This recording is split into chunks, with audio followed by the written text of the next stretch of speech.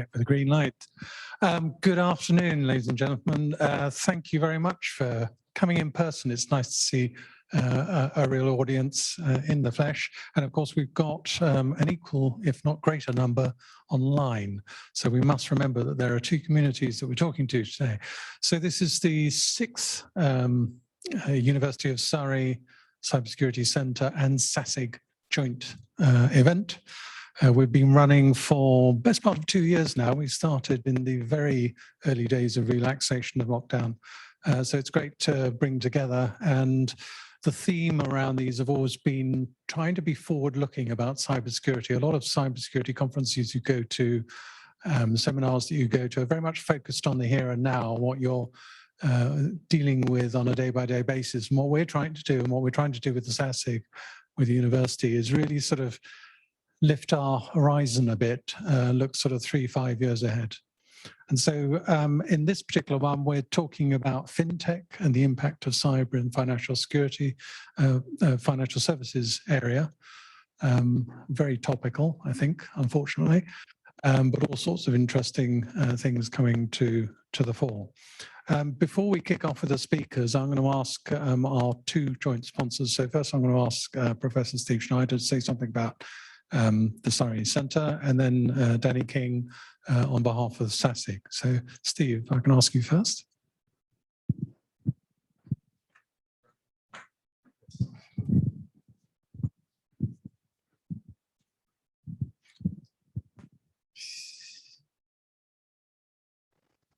Okay, so good afternoon, everyone, and just to echo Andrew's comments that it's really nice to see so many people in person, and everybody who's watching remotely, you're also very welcome. So it's good to have these live events again. So I'm just going to say a few words about the Surrey Centre for Cybersecurity. So we're one of the hosts of this series. So we are an academic centre of excellence in cybersecurity research that's recognised by the National Cybersecurity Centre as having that excellence, both in research and in education, where we have gold status for that recognition. And we're an academic unit that do foundational work, but also look at applying that work. So we're very much pushing the subject forward at the foundational level and looking at various areas where that's applicable in security, privacy, and areas around that. And then there's also the Surrey Security Network, which is multidisciplinary. So we're at the heart of a multidisciplinary network around cybersecurity as well.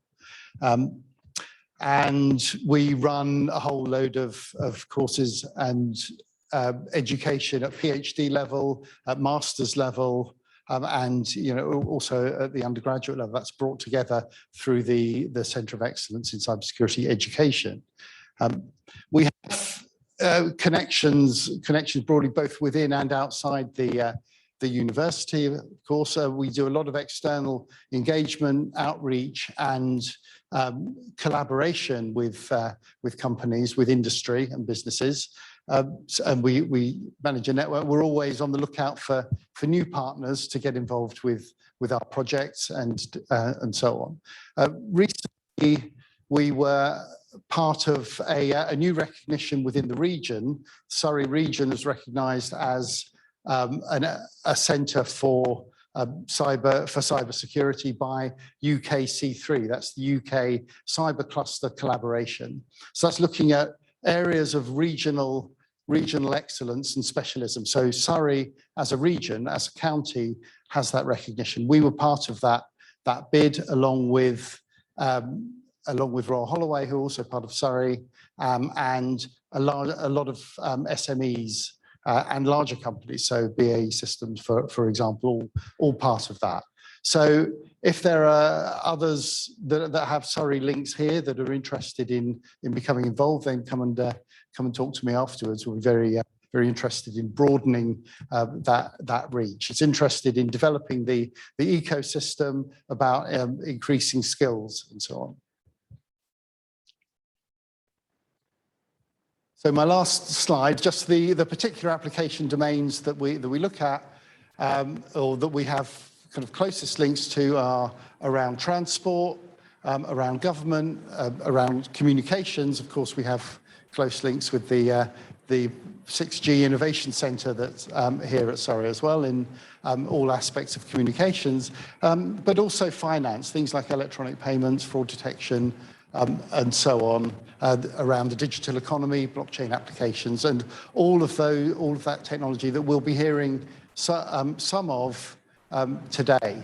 So those are the main application areas that we focus on in the way that we apply our research. So I'll just say we have a brochure. If you're interested more in the detail of what we do, we have a brochure. I see some of you have picked it up already. That's out in the lobby, and you can pick up a copy afterwards. So just to welcome everyone again, and I'll now hand over to Sasig. Thank you very much.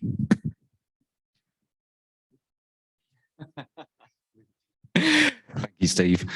And a big welcome to everybody, and a thank you, Andrew, for inviting Sasig along here this afternoon. Very grateful. I think we counted earlier, Andrew, that this is the 5th time that Sasig has collaborated on these series of events. I'm very grateful in terms of being able to do so.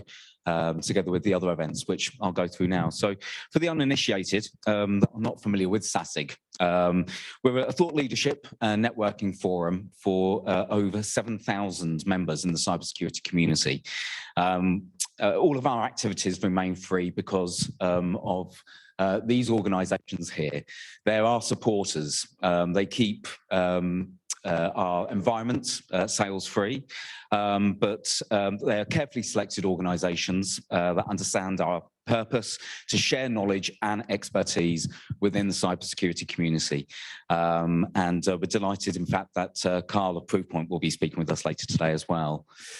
In terms of our events, we've grown manyfold over the last few years and through COVID and out the other side. We now do 150 webinars every year on Mondays, Wednesdays and Fridays, and in-person events 40 times a year on Tuesday and Thursday. I won't go through each of them now, but these are a selection of our webinars over the next couple of weeks, going through ransomware, the organisation She Leads Tech and how they're disrupting the InfoSec environment, and also threat actors as well. But also we have our in-person events, and just a couple that I would like to draw your attention to are our Cybersecurity Skills Festival taking place next month. So for those here in the auditorium and online that will soon be graduating or even postgraduates, this is a fantastic festival to come along, to learn more about the cybersecurity industry and to meet those recruiting and potentially find your next open opportunity there. And lastly, our financial services SASIG taking place at the end of the year in London and online for those that aren't able to come in person. But financial services at the Bank of England on Tuesday, the 6th of December. And again, I think if you've enjoyed today, that would be a great event to follow up with as well. On social media, do tell people about SASIG if you've enjoyed today. We're on LinkedIn and Twitter as well.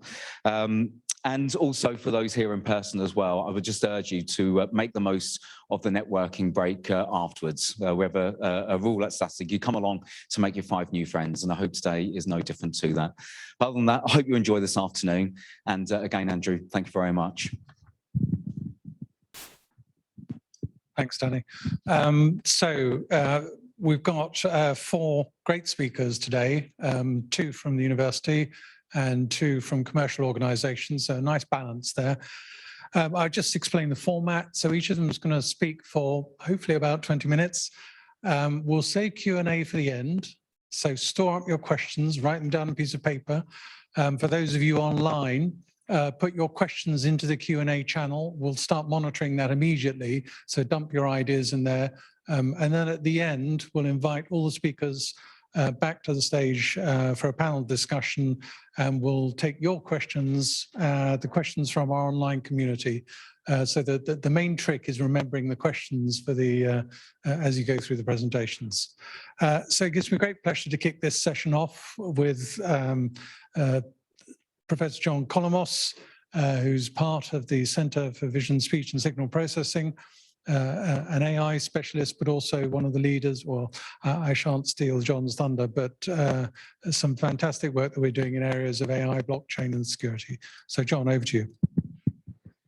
Thanks very much, Andrew. Very pleased to be here to tell you about some of the work we're doing at the university. I'm going to be talking today about decentralized platforms for media provenance and how they can be used to address societal problems that we face in many sectors. For example, fake news and misinformation, and around digital preservation and tamper-proofing of the public record. Before I go into that, I'd like to just briefly introduce the Decade Centre. I'm based here at Surrey, and I founded and co-direct Decade, which is the Centre for the Decentralised Digital Economy. It's actually a virtual research centre across the universities of Surrey and Edinburgh, and also the Digital Catapult. And here at Surrey, it involves researchers not just from the Centre for Cybersecurity, but also from CVSSP, which is our AI research centre, and also the Surrey Business School and the Centre for Digital Economy there. What do we mean by a decentralized digital economy? Well, we all live in one right now. It's a peer-to-peer gig economy in which anyone can be a producer or consumer of digital goods or services. For example, I could take an Uber or drive an Uber, or rent out my flat on Airbnb or go stay in one. But all of these kind of decentralized opportunities are taking place right now on centralized platforms. And what we're trying to explore through Decade is what decentralized platforms for this decentralized economy would look like. Would it mean improved, more inclusive governance, new opportunities to create value, better privacy, and so on? So they're the problems that we're exploring, and we're doing that through emerging technologies that are data-centric, like AI and also blockchain. And you'll see that the projects I talk about today unify those two technologies. Today, I'm going to be focusing on content provenance.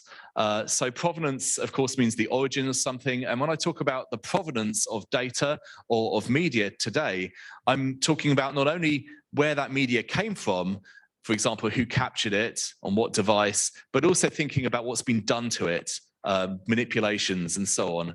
And thinking about that record, we call it the provenance of an asset. And we're going to look at how provenance underwritten by AI and blockchain can help solve security issues that we face, as I say, in society, such as fake news. Fake news arguably is, the problem of our time. It affects everything from our democracy, of course, to our healthcare through COVID misinformation, to even conflicts like we see now in Ukraine. It's actually not a new problem. You can see here, this is a snapshot I took in the National Archives from one of the projects I'll tell you a bit about later, the Archangel project. It was a problem at least as far back as the time of James II, and indeed probably a lot further back than that, proclamation against false news. But of course, it is a problem that's exacerbated in the digital age through particularly the ease through which people can manipulate and disseminate content. Okay, so I'm going to talk a little bit about how establishing a trail of provenance around digital documents and media can help alleviate these sorts of problems. And a key technology in that is, decentralized technologies, not least distributed ledger technologies, colloquially known as blockchain. I'll just take a moment to explain what a blockchain is, because it kind of is important for the rest of the talk. So a distributed ledger, or DLT, is it's a technology of which blockchain is just one example. It's basically a distributed ledger. So we're all familiar with ledgers in a financial context, where it's like an append-only data store. You can add data to it, but you can, once added, that data is immutable. You can never change or delete it. Okay. What makes distributed ledgers an interesting technology is it's a unique way of storing a ledger without a centralized point of trust. So we can all agree in this room upon a single ledger that is immutable without having to necessarily resort to a central point of authority. A good example of this, the first example of this, was Bitcoin. Okay, Bitcoin uses a distributed ledger, a blockchain, in order to agree on who owns which tokens, which coins, without recourse to a central authority like a bank. Okay, but in fact, as we'll see today, distributed ledgers can be used for many applications beyond Bitcoin. But in the context of Bitcoin, let's just sort of illustrate how one works so that it makes sense what we talk about today. So a blockchain is basically a data structure, okay, a way of storing data that consists of blocks, and each block contains some data. So here, these green blocks are where the data is stored. Each block contains not just some data, but also a fingerprint or cryptographic hash of everything in the previous block, and so on, back to the first block that we call the Genesis block. And this gives the chain a kind of integrity, because if you want to go and mess with the data in one of these blocks, you'd have to go and recompute these hashes all the way back to the beginning of the chain. Okay, and it turns out that it's very difficult to do this, because in order to calculate the next block on the chain, we have to do some really computationally difficult work that we call mining. Okay, in fact, it takes all of the computers doing this task all around the world about 10 minutes to produce the hash that works for the next block. So if someone was to mess with the data, they'd have to go back into the chain and recompute all of those hashes. And by the time they did that, someone would have already added another block onto the chain. And the rule is that the longest chain wins. So this is what we call a proof of work blockchain. It's the way Bitcoin works. It's the way a lot of these distributed ledger technologies work. It's what we call unpermissioned, which means anyone can add the next block, providing they can find or mine it. Which is a good thing, because it means there's no centralized sort of operation in the system.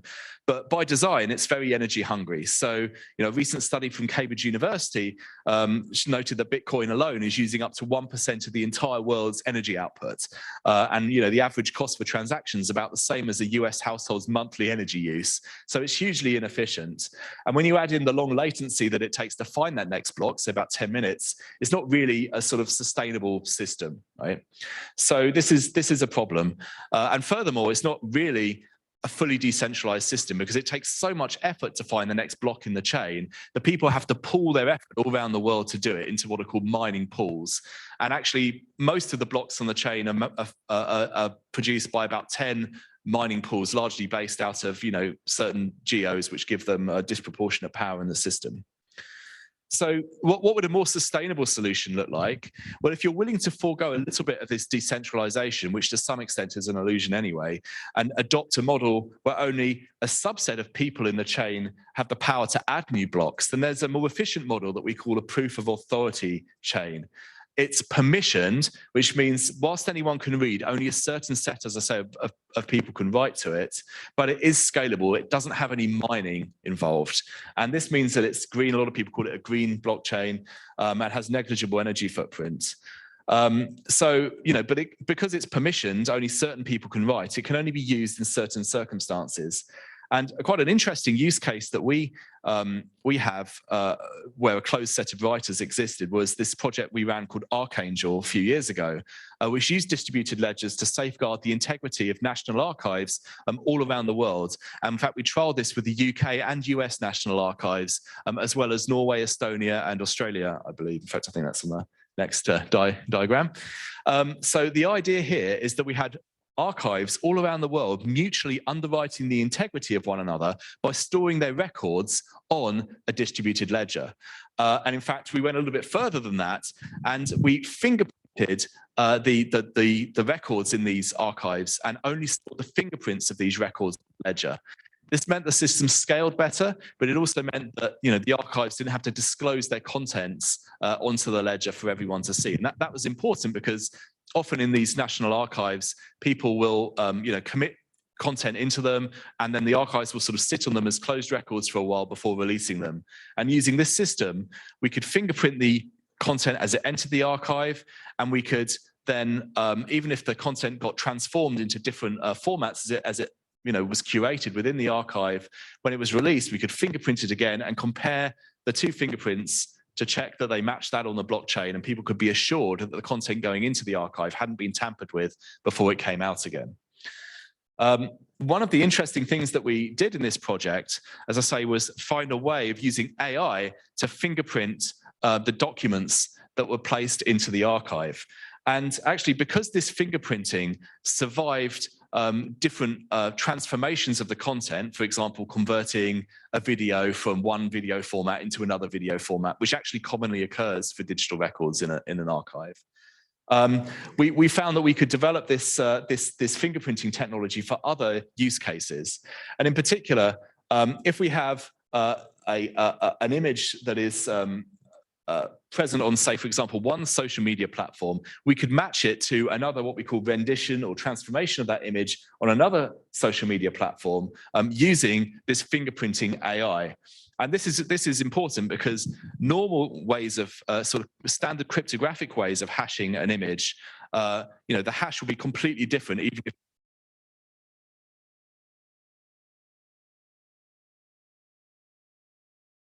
can change a fair bit, but the content remains the same. It will still give you the same hash. So we began to explore through this project alternative uses for this hashing, this unification of kind of AI hashing technology and blockchain. And I'll come back to further developments of this in a moment. But returning to the different kinds of distributed ledger, I'll just touch on one more kind, which is relevant, very relevant today. This is proof of stake.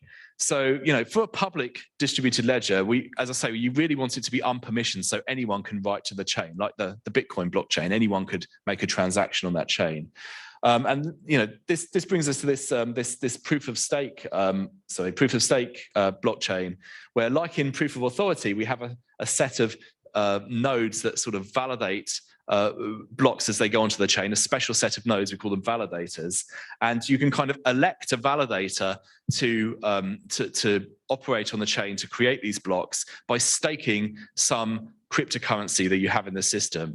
And if that validator misbehaves and someone can call them on it, then that person can receive a payout and get your stake out of the system. So the economics kind of enforce good behavior. And there are various forms of proof of stake network, but these are the kinds of distributed ledger that you see kind of gaining provenance now. And indeed, one of the main ledgers, Ethereum, transitioned from proof of work to proof of stake only a couple of weeks ago. Or was it even last week? I lose track. It's been a busy week. Welcome week. So this brings us to a sort of belief among DLT researchers referred to as the trilemma, which basically states that you can only have kind of 2 of 3 desirable DLT properties at any one time: scalability, security, and decentralization. And they kind of trade off from one another. So right now it's considered that, as I say, proof of work systems a little bit in the past. They have decentralization and security, but they don't really have scalability. Proof of work does have security and scalability, but you lose some of the decentralization because you trust in these validators behaving themselves, albeit enforced through the economics of the system. And as I say, many sort of scalable DLT solutions these days are proof of stake based. Okay, at this point, I'll make a couple of observations about DLT. I mean, the first of all is that when, with DLT, you're often in a place where something technically sort of sub-ideal exists today, and that's kind of where the market's mainly at, like proof of work, for example. But there are emerging solutions like proof of stake that are kind of better, but they have smaller fragmented markets. And you see this in NFTs, right? So NFTs are like artworks that you can trade on the blockchain. And most of the marketplaces right now are based on proof of work, but the sort of smaller markets that are more fragmented are based on this more efficient proof of stake technology.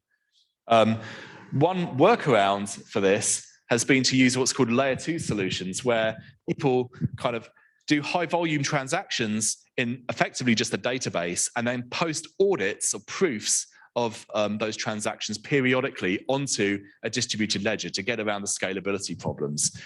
This is a sort of technology that was pioneered actually around NFTs that I mentioned before, these crypto artworks, to deal with the large transaction volumes that began to emerge on these markets and were becoming a bit of a blocker for the scalability of those platforms.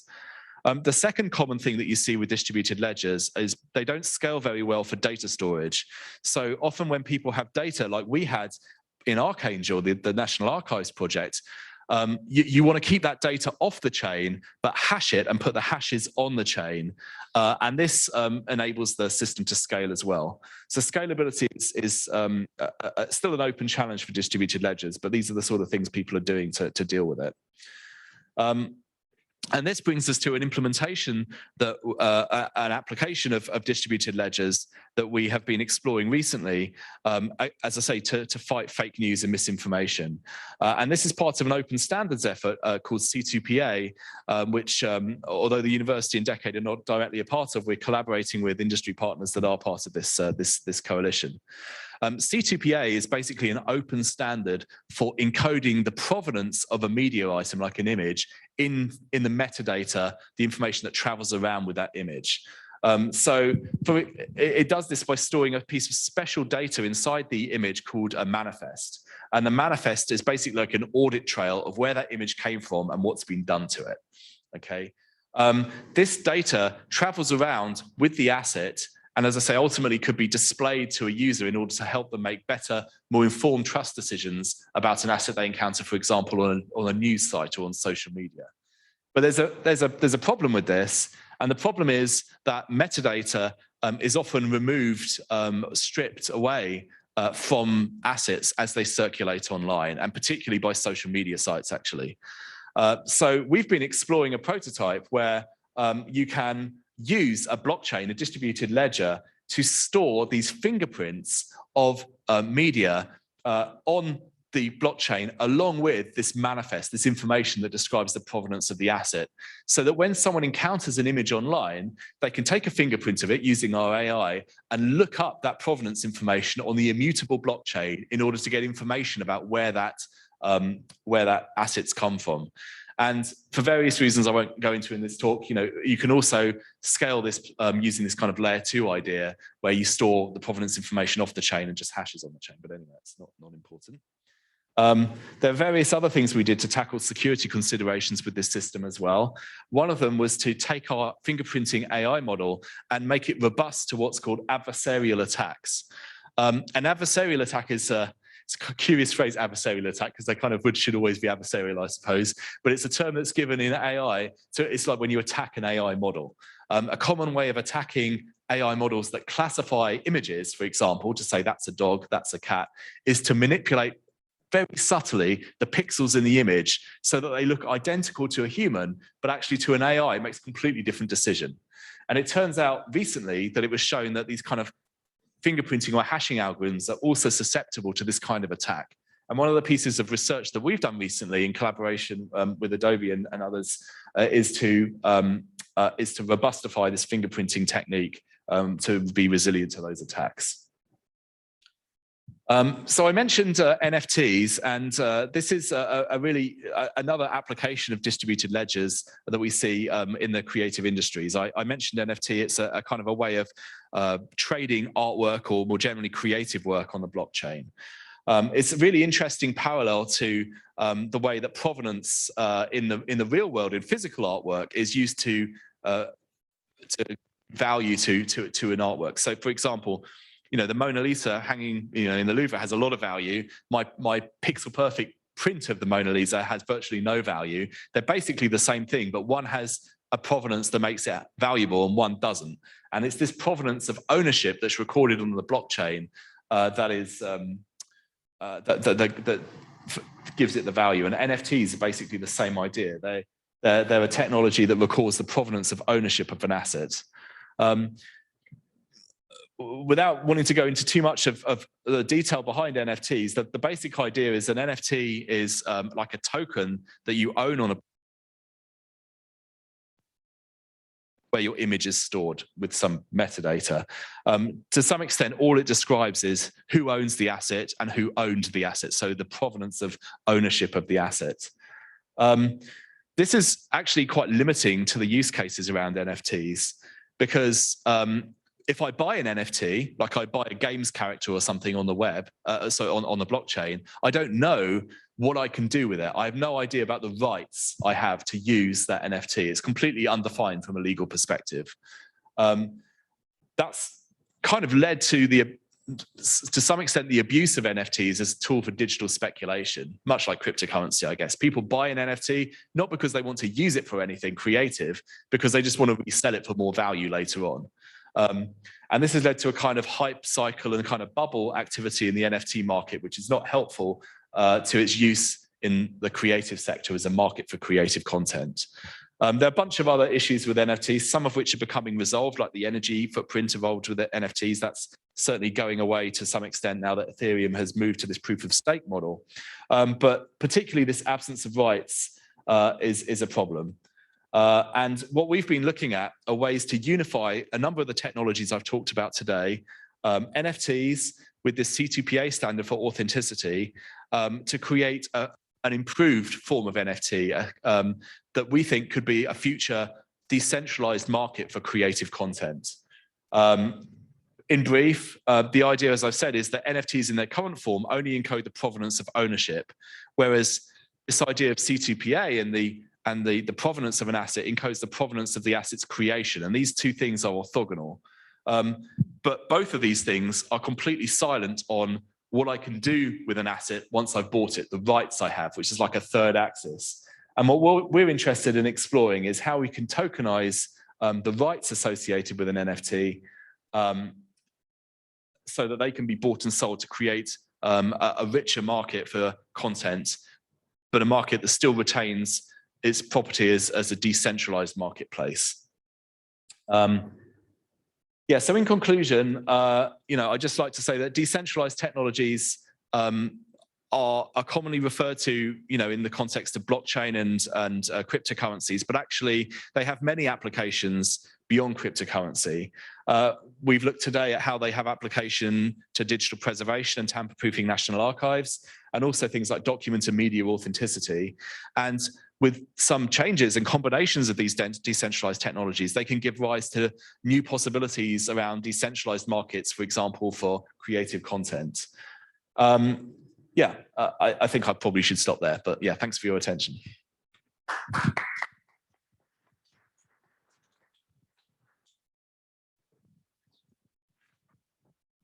So thank you very much, John. There's loads to talk about there. I think I'm really interested in some of the sort of the attack stories on various DLTs and so on. We can ask later. So remember that the Q&A comes at the end. So those of you online, remember to start plugging your questions into the Q&A channel. We'll be coming to those in a little while.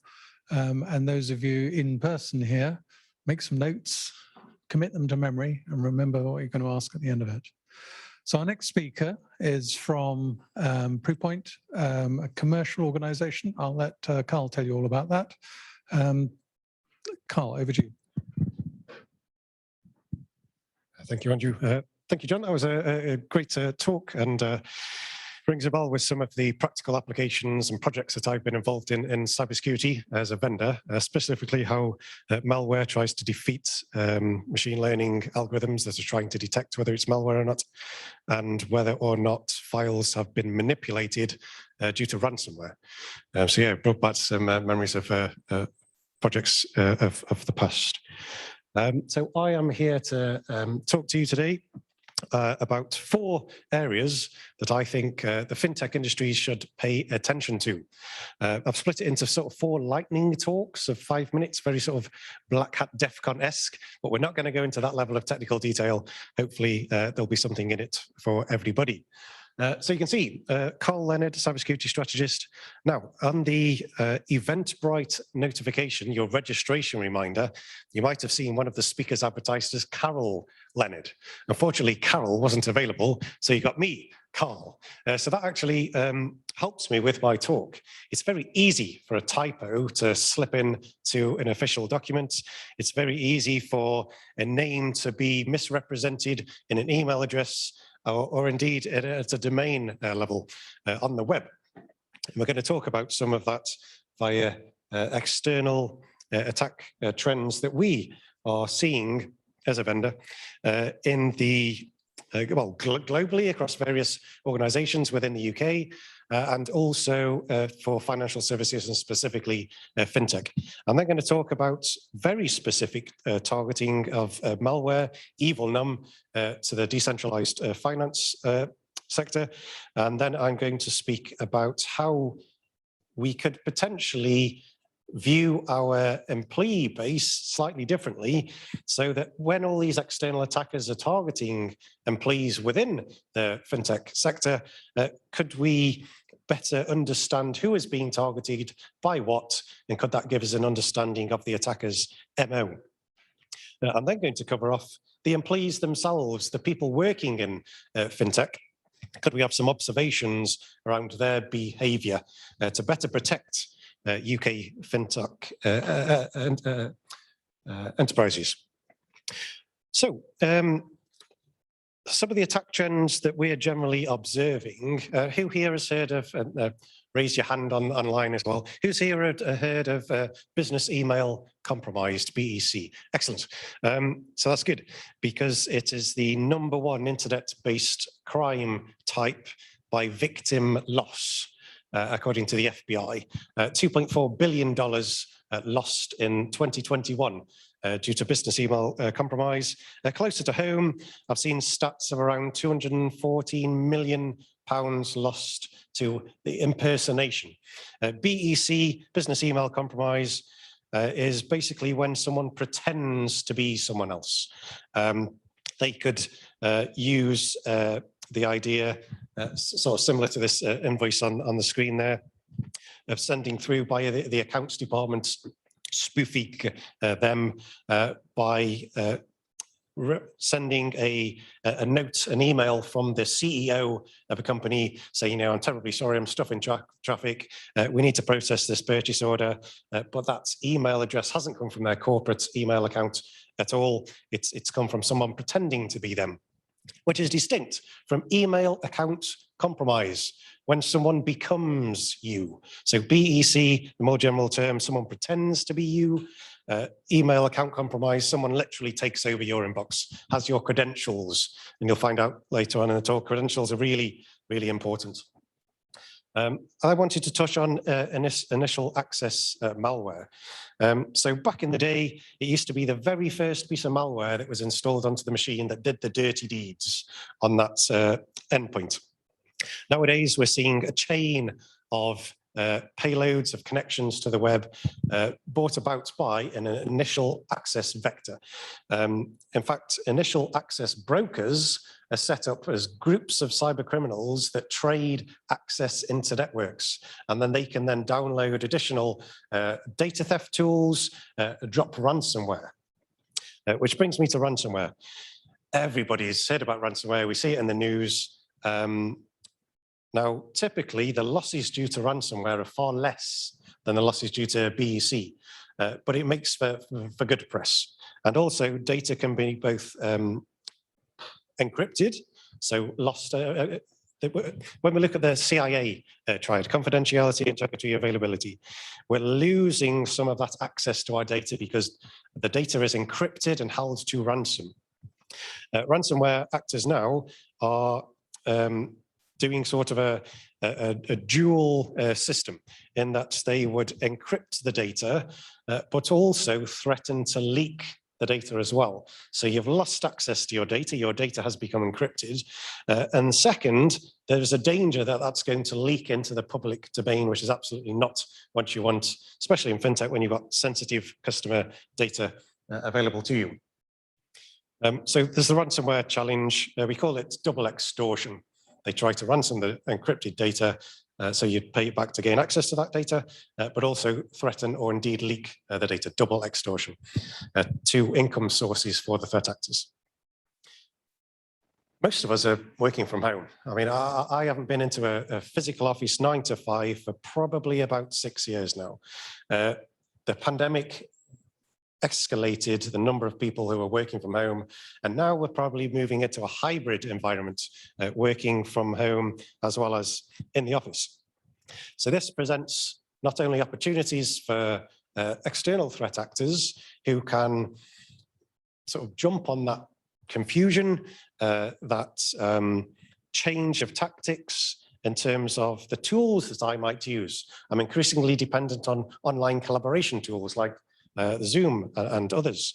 I'm increasingly dependent on cloud computing as I'm working in hotels, in the home, in the office, meeting with my colleagues, meeting with customers online as well. So that's something we probably need to take care of.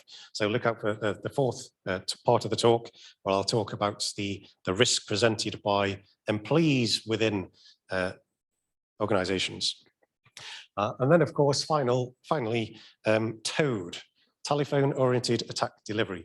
I'm still amazed by the number of incidents we see on a daily basis into the tens of thousands, telephone-oriented attack delivery. This is where an email comes into an individual within an organization, or indeed personally as well. You know, I got a class 0 SMS message from a bank the other day into my phone, and that encouraged me to, there was an issue with my account. I needed to phone a customer service center. Obviously, I didn't.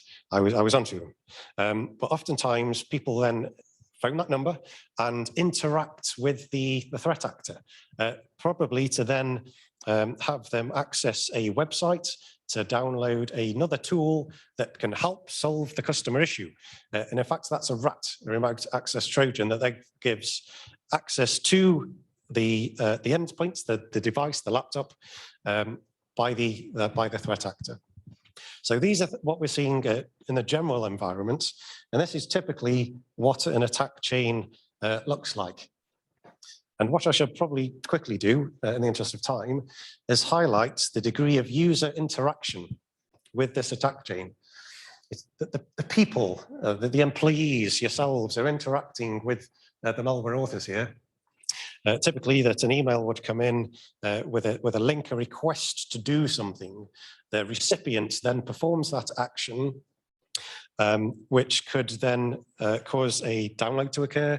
They're actually physically interacting with the malware authors. That's typically their process these days. The user then probably submits maybe their credentials to the Office 365 login page. Of course, it's not.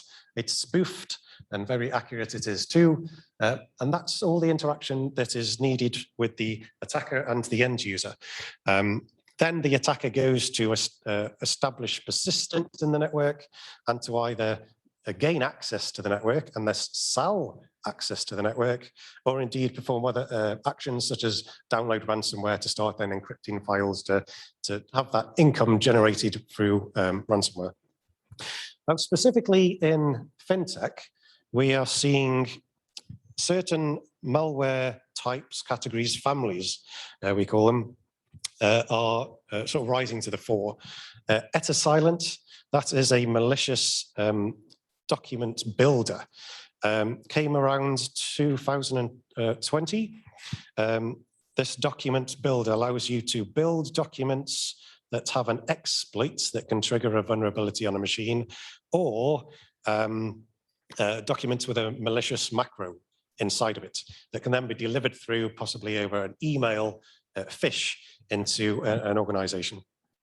QBot, or aka Quackbot, that is, well, it was originally a banking Trojan, so purely designed to intercept bank account credentials when transactions were occurring online.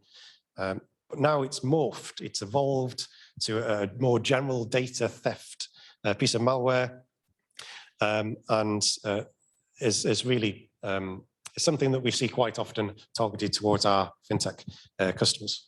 Then we've got AirSniff, of course, again, a mechanism by which additional pieces of malware can be downloaded onto the machine. We saw a 3x increase in the number of these messages in October to December last year. So I know we're thinking about the future today, but sometimes history can give us lessons. Now, what I'm not going to do is predict that October to December this year will also see a 3x increase. Do you guys listen to Risky Biz, a podcast? I'm going to do a shout out to them. Patrick Gray is very good. You should listen. It's delivered every week. Yeah, he said, it's a brave man who makes a prediction in the cybersecurity space. What we really need to take from that is that at any given moment, attackers can change their processes, their tools, their tactics, and their procedures. And we need to be, as defenders, we need to be ready for that. Now, interestingly enough, when we saw that 3x spike in messages delivering QBot, AirSniff, we actually saw the click rate go up from 3% to 11%. So the click rate is the number of messages that secured that interaction from the recipient. as I explained with the attack kill chain just now. More people clicked on the link, so the phishing messages became more effective. Malware authors really do tune their delivery mechanisms, the laws that they use based off of the reporting capabilities they have, calling back to their mothership and connecting to the command and controls and sending attack telemetry on how successful they are at any given time. If you are in fintech, great examples can be used for your security awareness program from Qbot and Etisilent because they really capture what we're talking about in terms of the effectiveness of the laws. Here's another chart, real world data. I wanted to show you this because, again, it paints a picture. This was from April this year. I can't show you anything recent in the public domain, I'm afraid, so we'll use this data from April. You can see the spike here around the 17th or 18th of March. If any given organization keeps their eye off the ball or uses defense products, anti-malware products, AV, email security products that are not ready for that spike, then that could be potentially a problem. Spikes come and go, and it's really important to make sure that defense is always optimized, ready for a change in tactics initiated by the malware authors. So that was a quick summary, very quick summary, of what we're seeing as external attackers targeting towards the fintech sector. What I'd also like to now focus on is attackers that are specifically zooming in on entities with decentralized finance capabilities. We saw a threat actor, TA4563, about December 21. They were dropping a piece of malware, EvilNum. This is a reconnaissance tool. So basically, once it's in the environment, it's a performance lateral movement. It checks out where data might be. It plots out the network topology, reports back to the command and control. It's also used for data theft and establishing presence and persistence in an environment. Now, one of the things that we actually found was that the evasion that this piece of malware had was quite interesting, but nothing terribly new. But it's another lesson learned. Malware recognizes what antivirus is running on the endpoint and then changes its execution route to suit. So different applications are actually dropped and delivered by EvilNum, depending on what defense tools were on the endpoint. Let me show you a quick example of what it might look like if you were sitting at your desk in fintech and you received an email that prompted you to interact with a document. It might be a supplier invoice. It might be a HR note. It might be an updated payslip. Something to prompt you to enable editing and then enable content. Now, here's another example. Oh, sorry, that was from late last year. And then even in the middle of this year, we were seeing the phishing emails with a macro enablement request in the Microsoft Word document that was attached to the email. Now, you might think that's a little odd, because do you remember in February of this year, Microsoft announced that VBA macros delivered from the internet zone would be blocked by default, and they were going to roll this out. In July, they did, and then very quickly rolled it back temporarily before then initiating the block by default approach. Malware authors were building up to Microsoft rolling out that decision. So they changed their tactics. They start delivering ISO files, LNK, shortcut files, instead of macros. And we actually saw a decrease in the number of macros delivered over email. So it seems that people are quite important, and we can understand how people interact with these artifacts and how we can probably best protect them.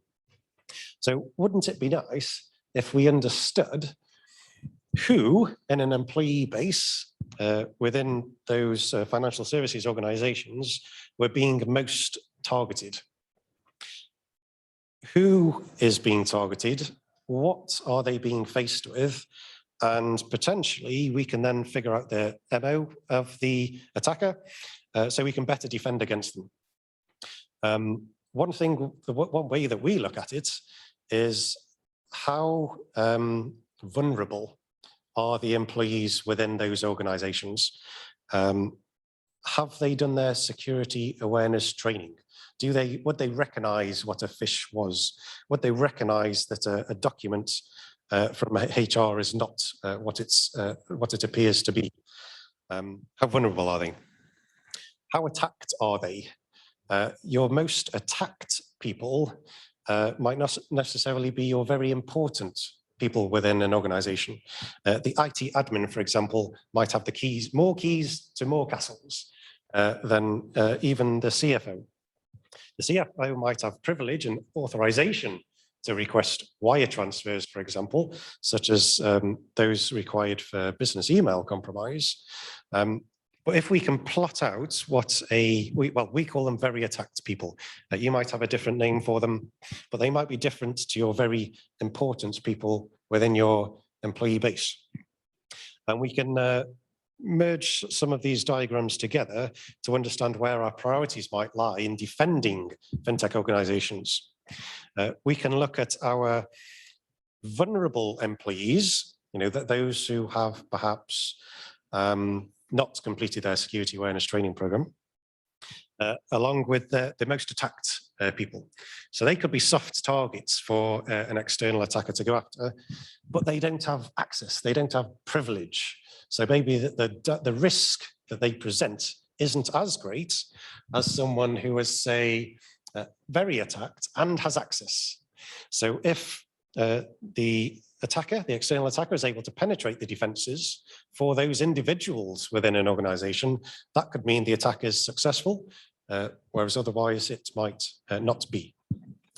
So that was, we've looked at external attackers, how they're targeting fintech. We've looked at decentralized finance attacks, specifically Evenlum, and then we've taken a look at what sort of things should you consider when looking at your employee base within a fintech industry to identify who might be your most very attacked people.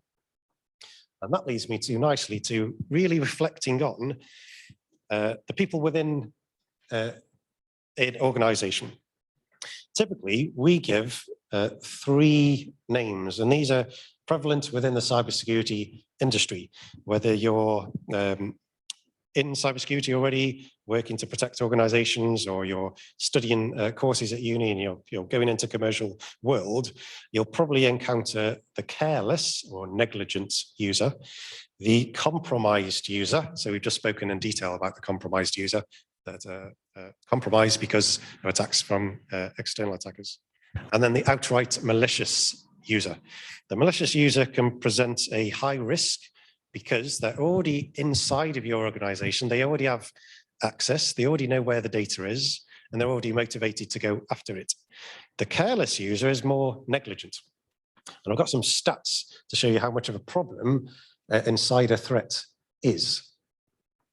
A study from Cyber Risk Alliance found that in a 12-month period, 80% of organizations studied had actually had at least one data breach due to a careless, a compromised, or a malicious insider. According to another study, this was done by Ponemon in 2021, they found that 56% of data breaches were due to the careless user.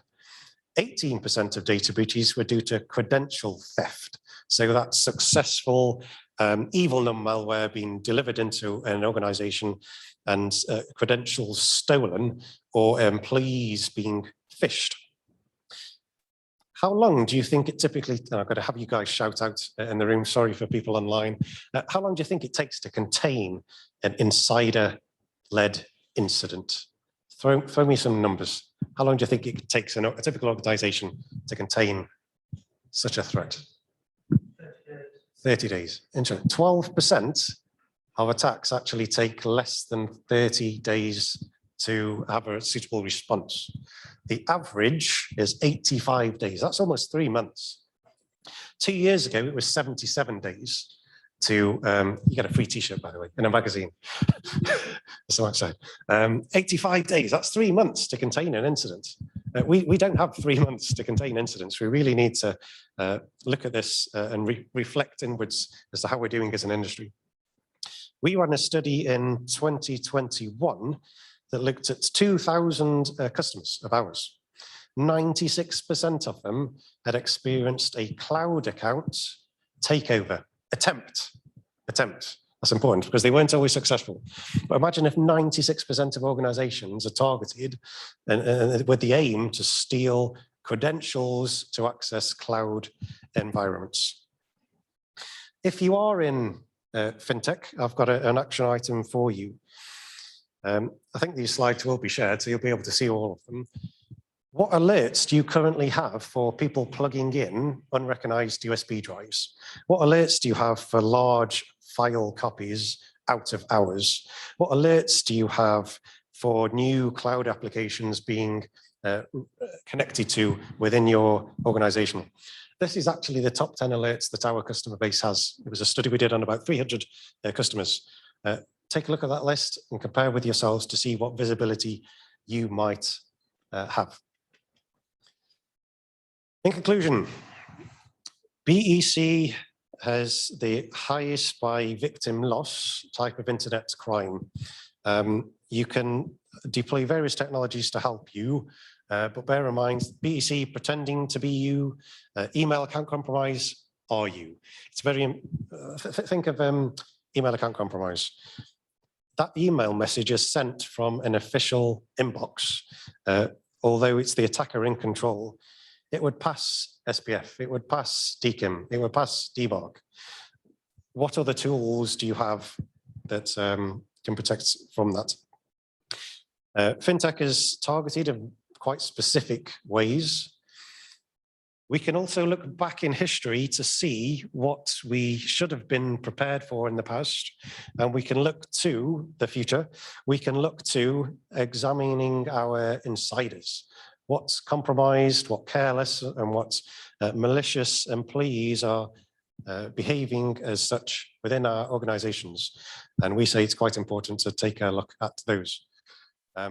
So that was a super quick talk. Hopefully you've got some insights into what is happening and where the emphasis needs to be in future years within Fintech to protect all the good stuff, the move to cashless societies, adoption of cryptocurrencies, mobile wallets, contactless cards, all that good stuff that's coming out of UK Fintech.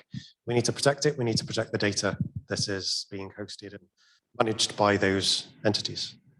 Thank you very much for your time.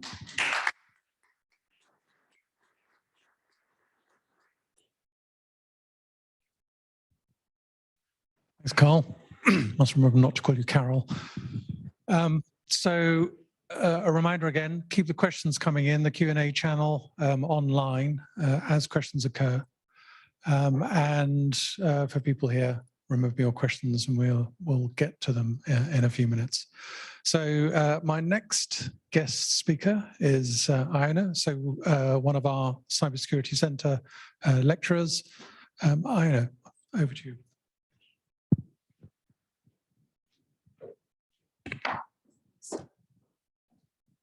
Right. I'm going to try and do something contentious and try and hide that control so that you can see. Okay.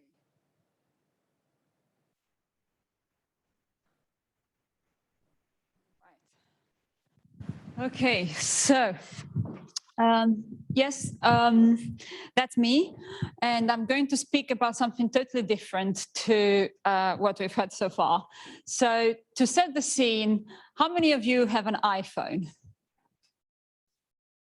How many of you have a Visa card linked to it to pay with it? Okay. How many of you have ever used this to pay, for example, in the underground or for travel? Okay. 5. Okay, so this talk is about that. It's about using your iPhone, but not just your iPhone, your mobile phone, to make contactless payments and have cards set inside them, whether it's Samsung or iPhones, also to do normal payments in a shop, but also to use them in transport mode. And what vulnerabilities may come out of that. So this is part, oopsie daisies. Okay, so let's see it again. Nope. Right, so this work that I'm speaking about is part of a project that we've had here at the University of Surrey in the center that was presented by Steve at the beginning.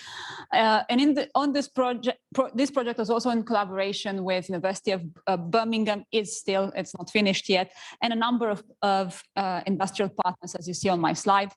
We have another person that was on this project, or is on this project still, Li Chun-Chen, who's in the audience here. So as part of this project, we looked at a number of things, but one of the main use cases was mobile payments and the security of mobile payments. And we uncovered a few things. So today I'm going to speak of one of the things we uncovered.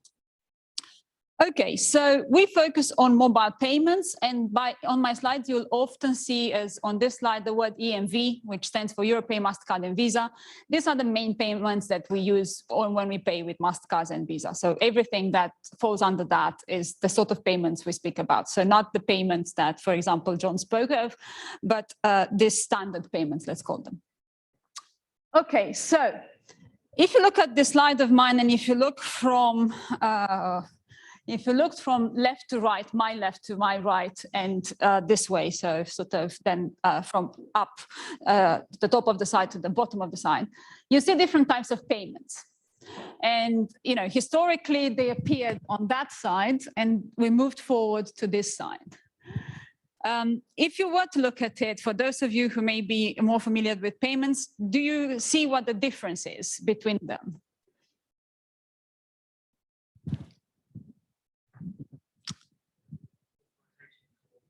The authorization, exactly. So what someone said authorization. So it's what in payments is called cardholder validation method, but actually authorization. Here's the person at the back is right. The first one is a magnetic card, a magnetic strip card, mag strip card. Then we started using contact payments, and we had to put our PIN in. Then we moved to contactless. Then we moved to contactless in different settings. For example, in transport, we'd never put our PIN in. So if you look at this, you'd see that you used to sign, then you used to put your PIN in. Then eventually, in this modern age, we moved to no longer needing to put our PIN inside press it on a POS on a terminal, but actually do customer validation on the device, meaning you put your fingerprint on your phone, or you do Face ID or something like this. So we moved it from putting your PIN onto the terminal like this to doing it on the device, on your watch, on your phone. So this means that they're technically still out there, and in America they still signatures and max stripes, lots of ways of doing authentication of the user or validation of the user on the payment system out there. And what we're sort of thinking about, if you look forward into this talk, is can we abuse this fact? Can we abuse the fact that there's so many contextual ways of doing your authentication, your customer validation, and somehow trick the system to think that you did it when you did not, and therefore do fraudulent payments as part of that?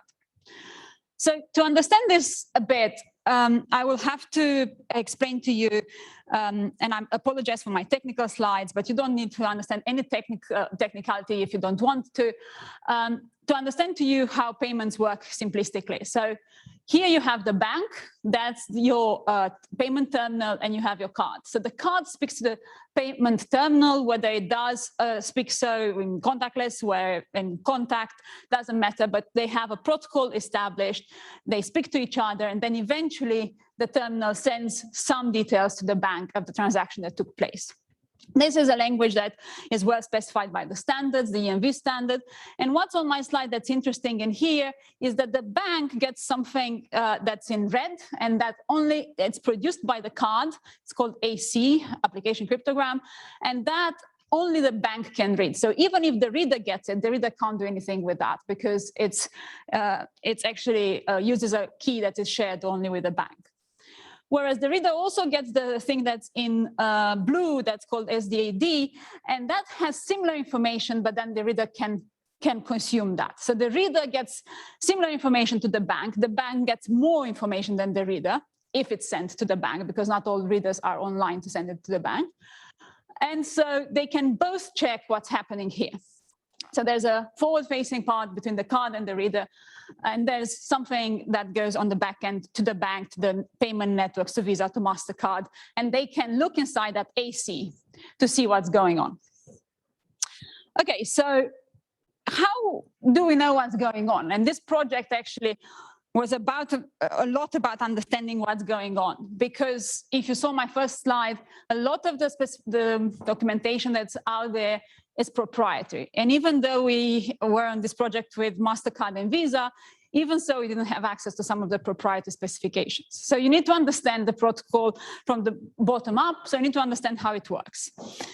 So I have a card. I don't have a card actually here, but say we have a card and we have one of these readers. I want to understand how the card, or the phone for that matter, speaks to this reader. So what we did, we used a sniffer, an RFID sniffer, of which I have one in here. I don't think I can open it, but it looks like so. And we can sniff all the communications between the two and try to understand what's going on. And what's going on, it's standard in communication protocols. It's something like on my slide. So it's this series of bytes that technically mean nothing, but they encode that protocol. So on my previous slides, what the reader understands, what the card understands, and eventually also what the bank understands. All of it is written in encoding in this type of bytes. And so what we needed to do first and foremost was to actually translate this. So in this project, we started reading hundreds and hundreds of specs, such that when we sniff like this, when an RFID sniffer, the communication, we can understand what it actually means in EMV, which is not a lot of scientific work, but is a lot of trial and error trying to fit every single byte to what it means.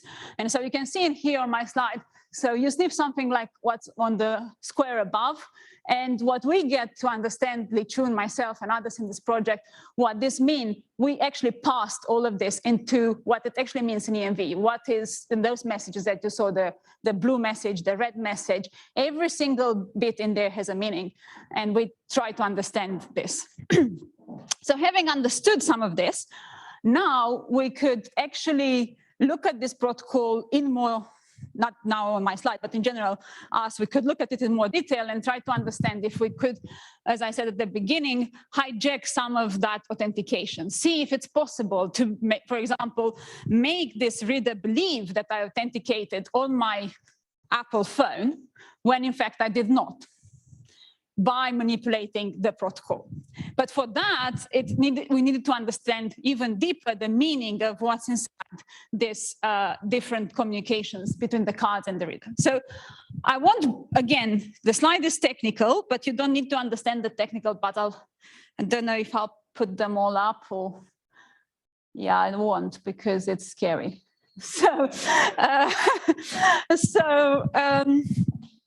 right, so one important part in there is that thing called GPO. That's when the reader says to the card, I want you to pay.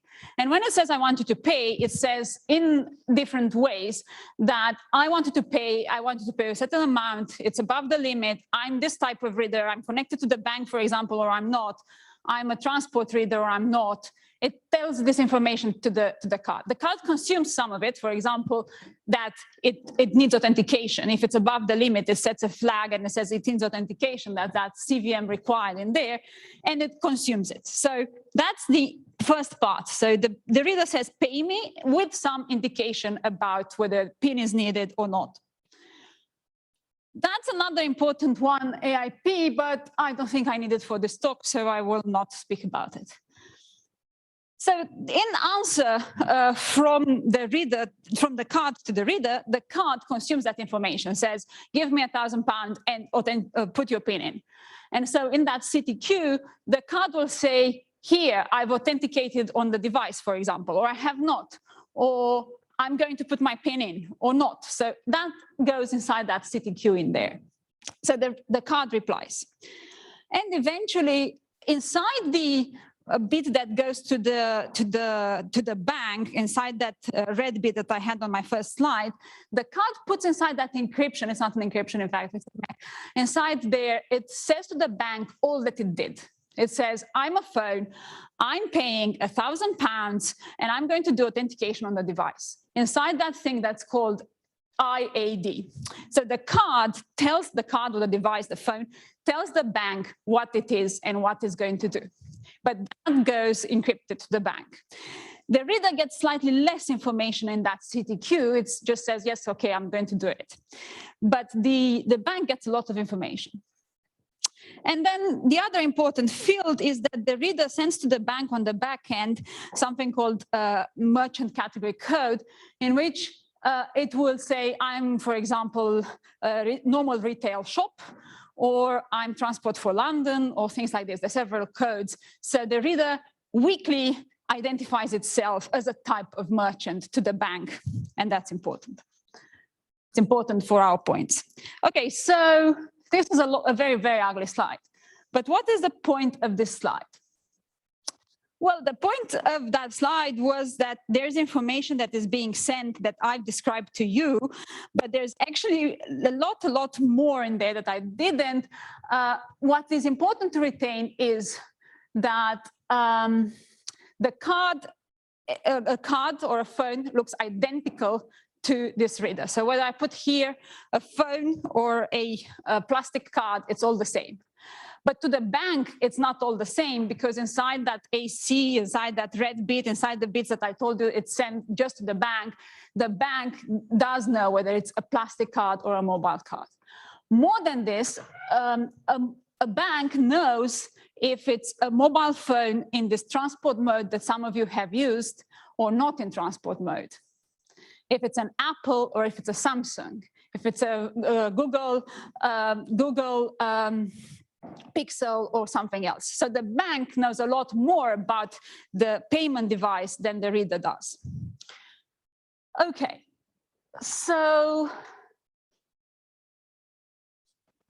what type of this complicated story, what type of authentication is there at this point in time in this mobile payments world? Contactless mobile payments and plastic. So in this country, if you're under £100, in most places, you don't need to authenticate unless the readers have been manipulated, have been set in a particular way. You don't need to authenticate to pay with plastic cards. And you do need to authenticate, that is, you actually need to put your card in this country, not necessarily in Europe, to pay over £100, and you need to put your PIN in. Whereas with Samsung Pay, you don't need to do authentication. With Samsung Pay, you need to do authentication in the sense that you need to put your fingerprint in no matter what. With Apple Pay, you need to do authentication with your Face ID. When you're in transport mode, which is towards that end, you never need to authenticate. So that is, if you want to go through the barriers in TfL in London or in a bus or something like this, for convenience, you will not authenticate on mobile devices, no matter what, no matter the value. And that is, you know, in this country, maybe we don't pay so much for transport, or maybe we do sometimes, but there are countries in the world where you can pay for any value whatsoever, you still want to authenticate. I mean, it's still the case in here, but I mean, maybe we don't spend so much on going through the barriers in London. Okay. So the question was in here if we could abuse this mechanism. So if we could potentially make things confused, make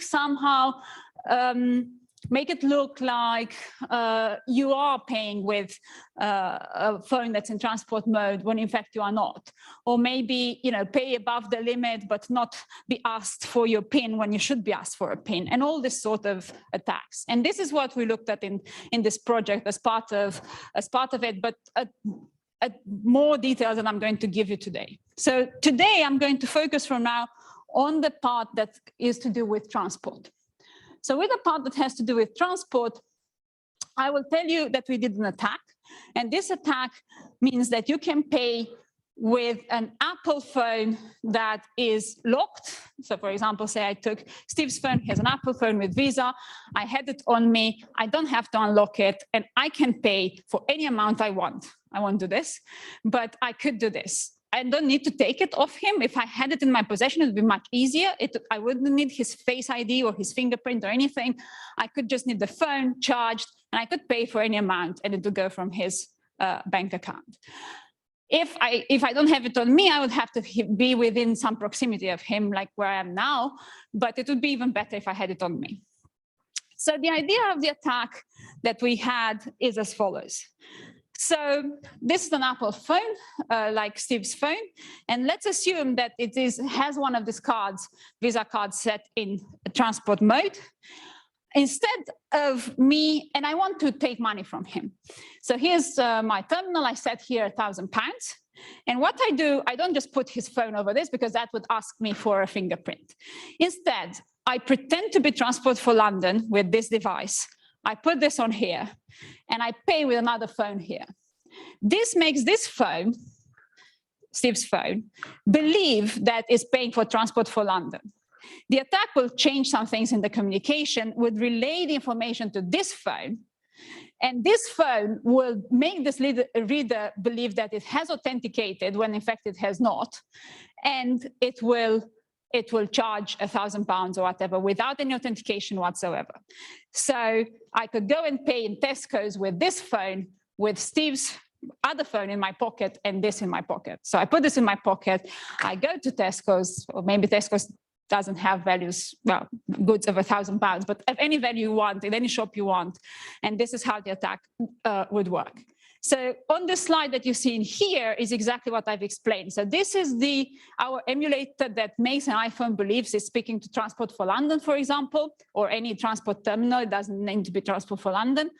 And at the same time, there's another phone that is actually making the payment to any reader in the world that's not malicious in any shape or form. So all you need at this point is you need to know the protocol enough to be able to change it in flight between this little device and this other phone that you're actually making the payment with. So this is exactly what we did. We implemented the logic. The logic can stay totally inside this phone if we wanted my phone, but normally we have it's going wireless via another computer or something that I have somewhere in the proximity of the phone, proximity meaning in this building. So what we need to do in this case is as follows. So what we need to do is we need to change things in flight. So what is going to happen is that I set an over the limit amount in there to that terminal in there, and the over limit amount on the other side goes to the phone, but the phone now, if you see the bit that is red is changed, will say I'm Transport for London. So there, the TTQ that is black is not Transport for London. So this is a real terminal. This is a real terminal and is Tesco's and says here, words of the effect, I'm a normal terminal, a retail terminal, whereas we change it in flight and say I'm Transport for London. And then because it's Transport for London, Steve's phone will say, okay, I don't authenticate because you're in transport mode. And in flight, we changed it and said he authenticated on the device. He put his fingerprint on the device. He did his Face ID, where in fact he did not.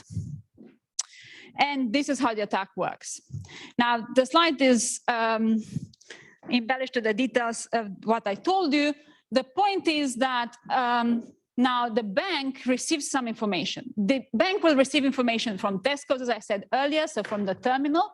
And this information will say, I'm a retail terminal. And what we cannot change on the back end is what goes inside the old red bit that I told you. This card, that is the card that's making the payment, Steve's phone, is sending to the bank, because that we get from here inside this AC. And we cannot change it because it's encrypted with something that goes to the bank. So in other words, if you look at this attack page, the bank gets the correct information saying, I'm an iPhone, I believe I'm in transport mode, I'm making a payment of £1,000, and that goes to the bank. And this part says, I'm Tesco's and I'm charging £1,000. So you would believe that if the bank or the payment network check this, then this will be caught. Okay, now I will skip this slide.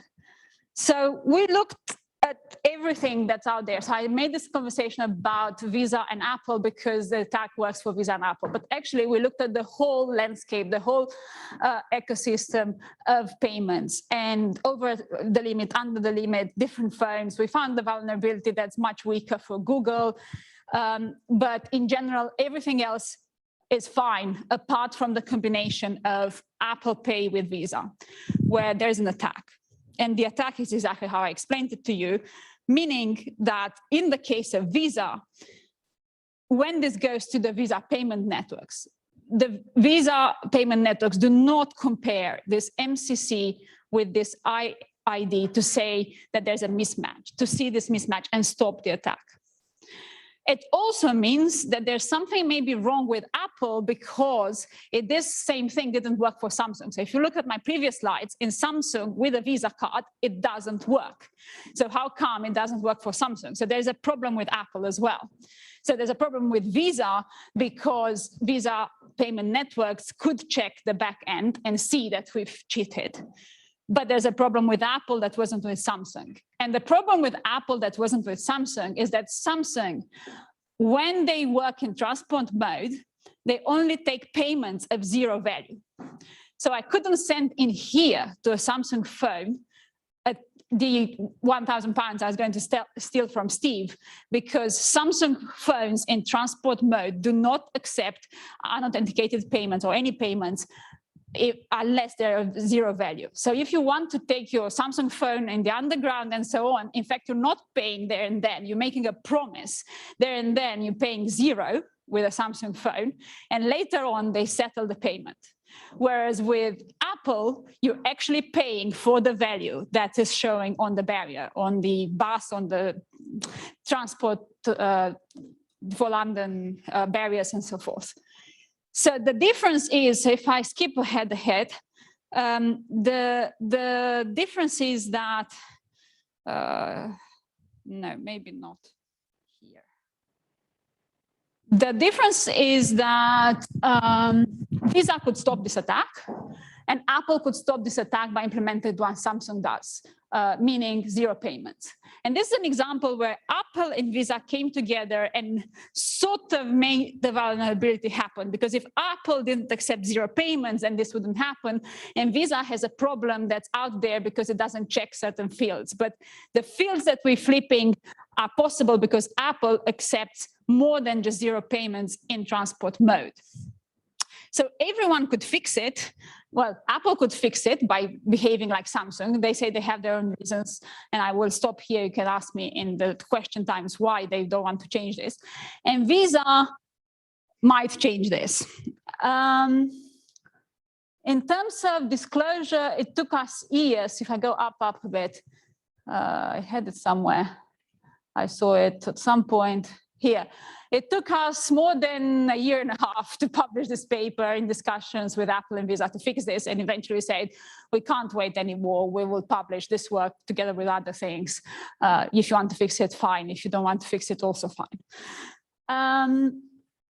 Right, I will stop here because I've gone over time. But one, I promise to not do anything with your phones. And secondly, because the attack is still live. Secondly, I'm sorry I went over time, and if you have questions, I'm willing to answer them in the question time.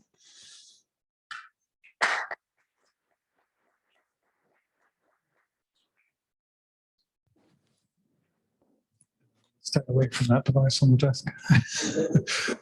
Thank you very much for that.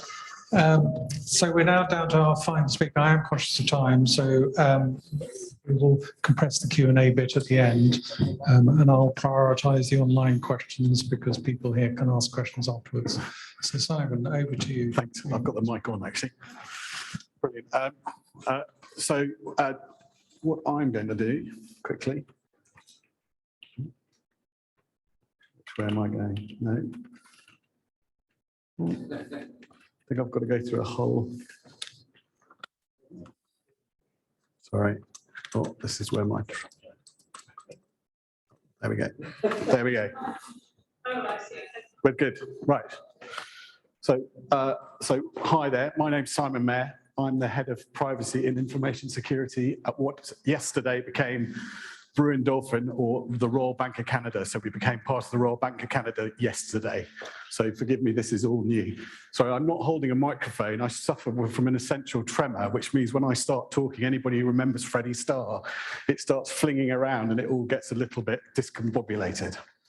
I'm going to talk about one of the things, so what I'm going to talk about is we're a financial services firm with wealth management. I'm just going to talk about the impact of fintech and security in financial services, okay? I had a deep feeling in my stomach when Andrew mentioned the fact that you as a community talk about 3 to 5 years ahead.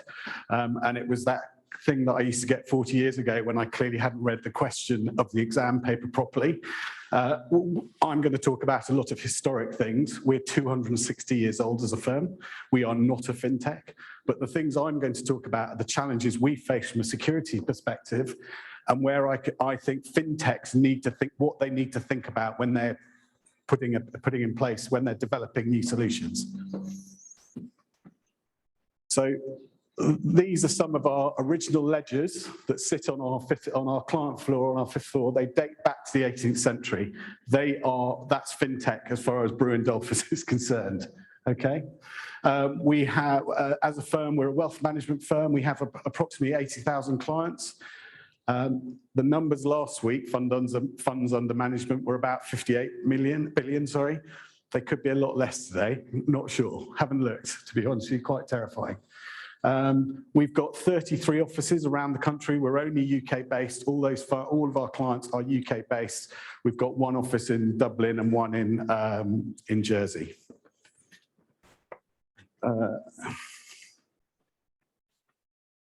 So I use this word a lot, trust. Whenever we get feedback from our clients, one of the key, when it's positive, and even if it's not, to be honest with you, it uses the word trust or trusted in it, okay?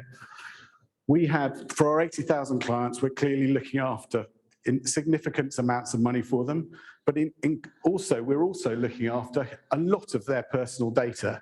In the financial services sector, in order to supply wealth management services, you need to know your clients, you need to be able to run anti-money laundering, you need to do all sorts of things from a regulatory perspective, and all of that means we hold lots of data about individuals, and some of that is highly sensitive. So it could be medical, it might be that they're vulnerable. There's all sorts of those sort of bits of information that we hold. So trust is everything. And if we get it wrong, so going back earlier to Carl's presentation about ransomware, reputationally, that is massively damaging for us. So the expectation is that we would likely lose significant amounts of our clients because they wouldn't trust us anymore. Excuse me.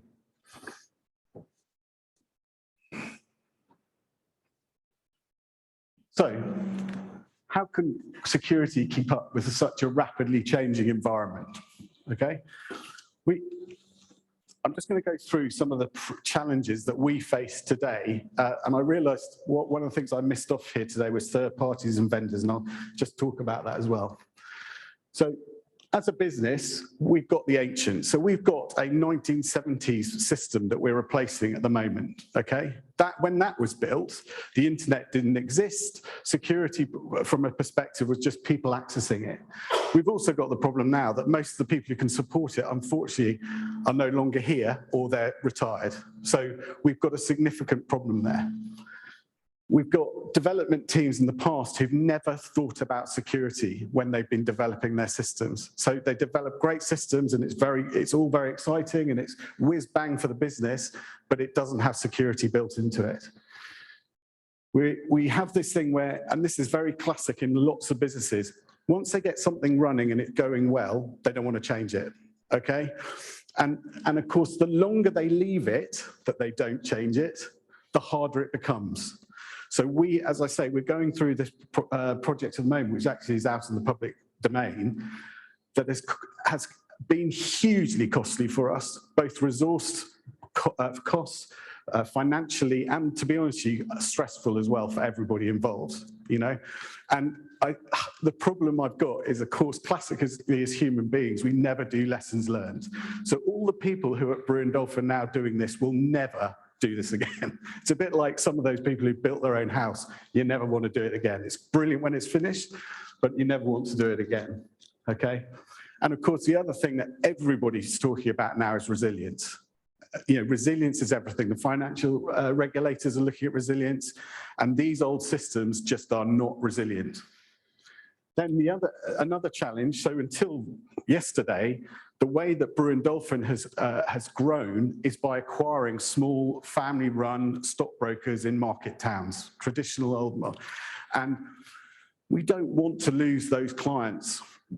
And those people, so we don't force governance down on it. You know, we don't force people to change at all. So it's very difficult as well. We have lots of shadow IT, lots of old systems in place, just so that we don't upset people, don't upset the client, okay? And what that means is those fundamental building blocks that we want in place. So again, going back to the analogy of building your own house, the really boring stuff, which is the grey foundations, the solid foundations. You can have a whiz-bang beautiful house built, but if you've got poor foundations, the thing will fall down eventually. You need solid foundations, and the trouble is, it's really boring, okay? It's often to retrofit it so for example, in our case now, to retrofit it is incredibly expensive and time consuming. And of course, when you're putting it in front of the board goes, no, we'll sign that off for next year, right? We'll just take that risk. But actually, in order to move forward, these are the things you should be thinking about when you're building your security environment and your technology environment. Sorry, I keep on hitting the... The other thing, and this is very much a SASIC piece, the security awareness element, is it's incredibly important for everybody in the firm to understand security. Now, I'm not saying that we all have to be subject matter experts. That is not what I'm asking here. But in a sense, they have to understand it a little bit. And if they don't, they need to ask the questions. The board is a key, the board and the executive committees. It's absolutely imperative, the tone from the top around security. If they don't get it, if they don't understand it, they need to ask the questions, because if they aren't setting the right tone, that drips down the whole way through a business, okay? And you just will get it, it will be wrong. It just won't happen in the right way. And things won't go the right way. And if they're letting themselves, if they're avoiding it, or they're trying to sort of sidestep it, again, you will see that through the business, other people will do the same thing. So we need them to understand it. We need, and this is probably more relevant for everybody here and on the call, is we need the innovators and the technologists and the developers to think about security.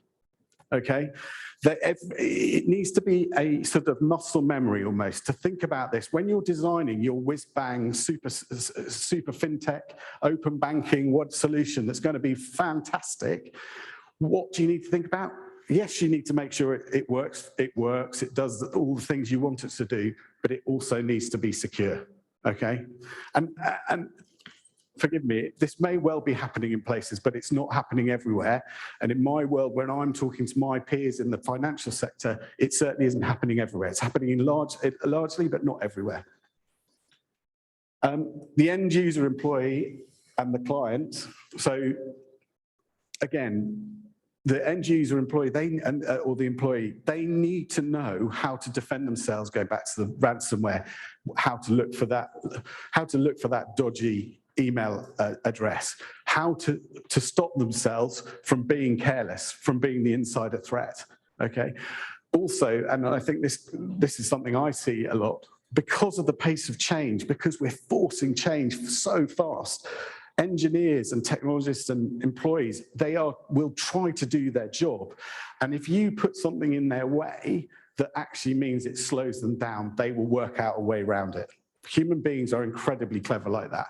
And actually, they want to just get their job done. So they, if you shut a door, they'll work out another way around to get round to the building. So make sure whatever you're putting in place does work for them as well. okay? But they have a key role, they need to understand it. It's an interesting thing that we all go home and we all make sure at home we're secure, our children are secure, or as secure as they want to be. When people walk into office spaces, they know that there's somebody like me in the building or a team of me in the building, and they go, that's fine, Simon's got it, we don't have to worry about it. So that's another element, make sure they understand that. The final bit here, the final line here, before I talk about the third parties, is the client. So we are all responsible, and we need our clients to understand how to defend themselves. At Brew and Dolphin, the average age of our client is 67. Okay, some are very, very computer savvy, some are not. We went through, COVID created a digital transformation for us. We had, I think, 25% of our clients' email accounts at the beginning of COVID. By the end, we had 97%, I think it was. So, you know, you've got to look at your clients and help them, make them understand what are the risks that they could face, and try again to help make sure that your tools or whatever you're putting in front of them, they understand how to defend themselves. So after this, I'm going to switch off my Transport Express on my Apple phone, for example. Okay. And then the one I've missed off, unfortunately, is the third parties and vendors. There's a huge focus now from the regulator for us all to sort of, for us in the financial service, and to be honest with you, anybody, is to look at your third parties, because we're outsourcing pretty much everything now. And we need to make sure that they're not a weak link. Prior to working for Brew and Dolphin, I worked for Clifford Chance, the Magic Circle law firm. And when I started with them, the law firms, even law firms of that caliber, were identified as a soft underbelly, because lawyers in the past have been defended by the law and people really hadn't challenged them. In the cyber world, where the attacker can be anywhere in the world, and the law firm doesn't necessarily have the same sort of power over them, it is not the same anymore. So, you know, there have been in the past compromises where law firms have been compromised and a business email compromised, and therefore they've sent directly into their clients. And those clients are big banks, they're universities, they're all sorts of places. And who's not going to open an email from your lawyer? Well, some people might not, but you know, you hear where I'm coming from. The design process, so I'll be really quick on this, but again, I'm just going to go back, this underlying thing. So security and privacy by design.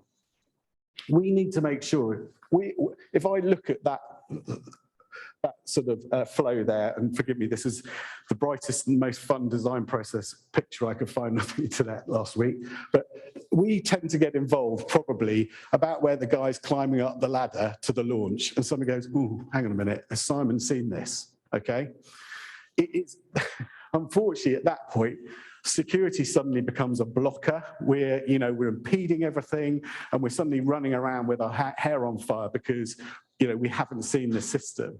And of course, then everybody who's involved, particularly the guy with the red flag at the top of the rocket, is very upset because we've just absolutely poured water all over their fire. Okay. We need to be involved. We need to, when the problem's being defined, when the collection of information is happening, that's when security needs to be involved, at that point, right? And it's going back to my point about everybody understanding security. Again, not subject matter experts, but just thinking about it. Everybody in the project, in the change process, just need to think about that. And if it's got personal data in it, are they thinking about the privacy? Would they be happy if their data was being, would you be happy if your data is being used in that way? You know, that's often, they don't consider that often. And so that's really important.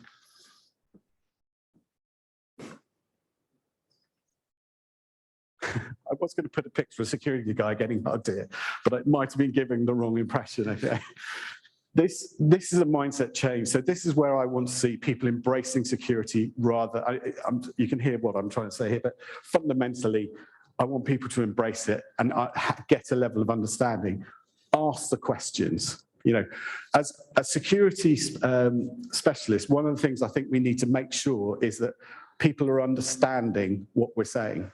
I've had over the period of COVID and presenting online, it's interesting watching when you're presenting to boards and forums and committees, you can see a few dots where cameras are suddenly being switched off during the presentation. Now, Forgive me, possibly that's just my style of presentation. But what it actually probably is more is there is a lack of understanding by the people, and they therefore, because they don't understand it, and when you're working from home, it's incredibly easy to switch off and do something different. That's what they do. If you're seeing that, you need to identify those and almost call those people out and say, do you understand this? Because those people are the ones probably who mostly need to understand it the most. Ooh, there you go. Okay, so here's a bit of a left field one. The seatbelt, right? So the reason why I talk about this, I've watched through my time in security over the last 20 years, there's been this want, this nudge, this trying to get everybody to do the right thing, be it government through Cyber Essentials Plus, whatever it might be. I'm starting to get to the point, particularly when I talk about third parties, that we actually need to make it legislation now. I know we've got the GDPR as a legislation, and there's data, that is a legislation, but I wonder whether actually, in order to finally get people to do the right thing, and I've used the seatbelt as an analogy, I know it's a little bit different, and forgive me, and it's a muscle memory thing, etc. But actually, they introduced seatbelts in 1983, in 1966. In 1983, it was by law you had to wear it.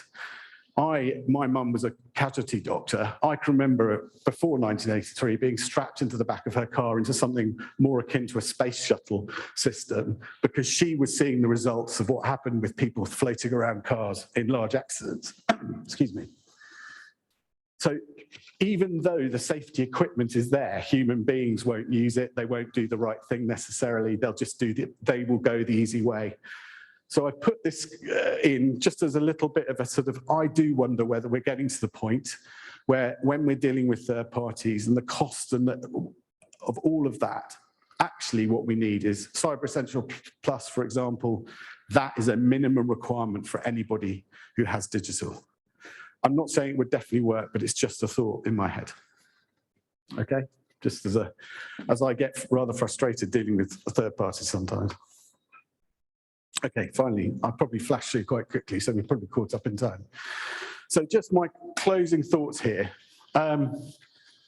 Innovators, as I say, anybody who's thinking about up a new idea, the payment system on the phone, for example, there's a good one in point, right? Yes, it's incredibly convenient.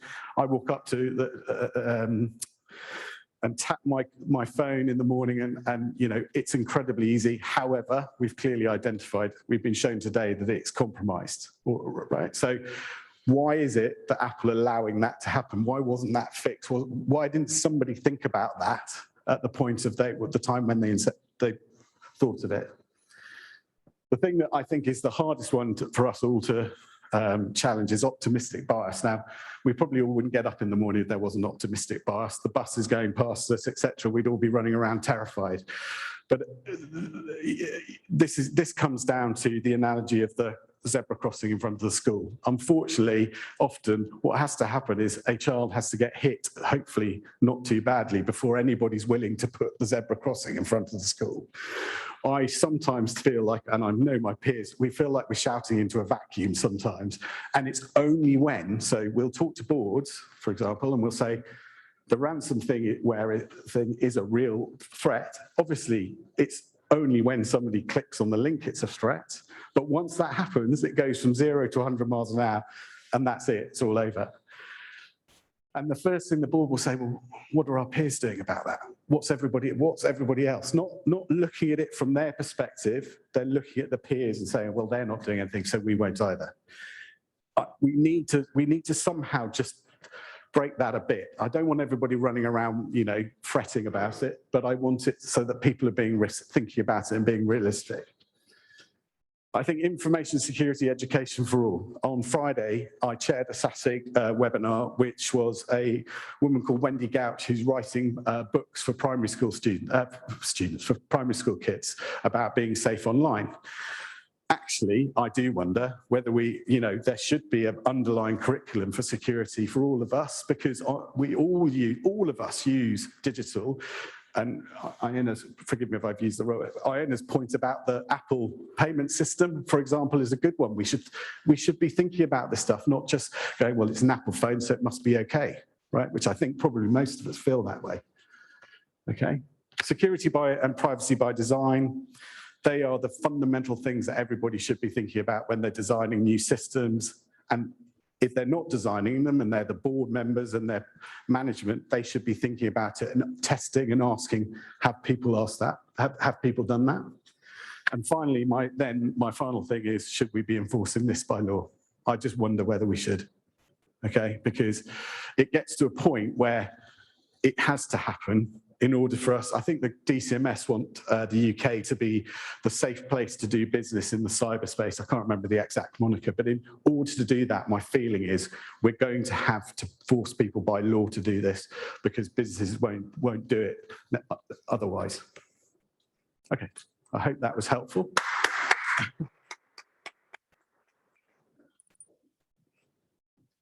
Simon, don't go away.